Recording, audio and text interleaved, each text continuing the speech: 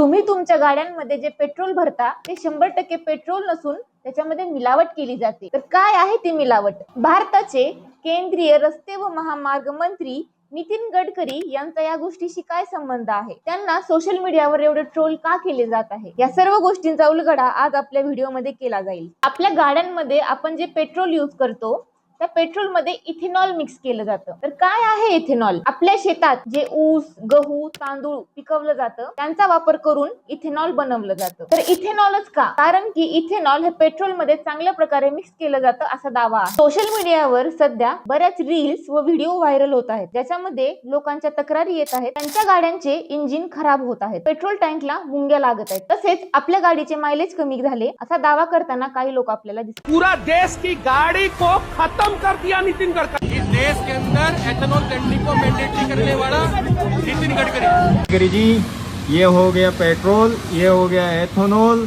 आपकी भाषा में, और ये हो गई हमारी तरफ से गाड़ी खराब, ये कार्बोरेटर। तर एप्रिल 2023 याच्या पूर्वीच्या गाड्या बनल्या आहेत त्यांच्यामध्ये जास्त करून ह्या तक्रारी आलेल्या आपल्याला दिसत आहेत। तर एप्रिल 2023 नंतर ज्या गाड्या बनल्या गेल्यात त्यांना असा विचार करूनच बनल्या गेल्या त्या गाड्या की त्याच्यामध्ये E20 पेट्रोल आपण टाकू शकणार। E20 पेट्रोलची सुरुवात 2030 मध्ये करायचा प्लॅन होता, पण गव्हर्नमेंटने ते 1 एप्रिल 2026 ला सुरू केलं। त्यामुळे लोकांच्या तक्रारी तसेच E20 पेट्रोलचे दुष्परिणाम आज आपल्याला दिसून येत आहेत। नितीन गडकरी तसेच सरकारचे असे म्हणणं आहे गाड्या 2023च्या पूर्वीच्या असू द्या तरच्या असू द्या त्याच्यावर काहीही दुष्परिणाम होणार नाही, पण जनतेच्या प्रतिक्रियेवरून तर आपल्याला असं वाटतंय की त्यांच्यावर काही ना काही परिणाम होत चाललाय, जसे की गाड्यांचे इंजिन ब्लॉक होणे, पेट्रोलच्या टाकीला मुंग्या लागणे, गाड्यांचे मायलेज कमी होणे असे परिणाम दिसून येत आहेत। सरकारचं असं म्हणणं आहे की US, ब्राझील मध्ये देखील इथेनॉल मिक्स पेट्रोल वापरलं जातं, पण हे कितपत योग्य आहे? कारण त्यांनी एक एक टप्पा गाठत इथेनॉलचा वापर केला। 1970 पासून US व ब्राझील मध्ये इथेनॉल मिक्स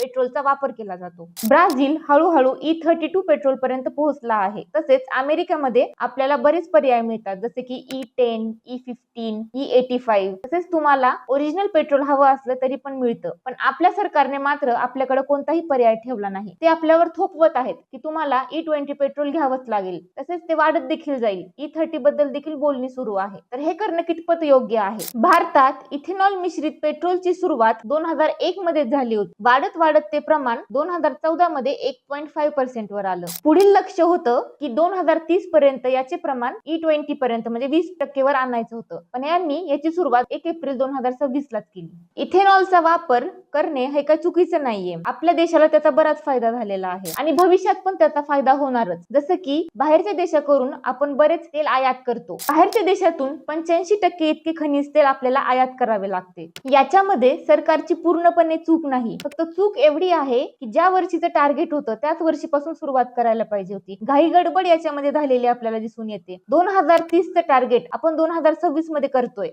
त्यामुळे गाड्यांवर हे परिणाम दिसून येत आहेत। E20 पेट्रोल बद्दल तुमचं काय मत आहे? ते वापरलं पाहिजे का नाही वापरलं पाहिजे याबद्दल तुमचं मत नक्की कळवा। धन्यवाद।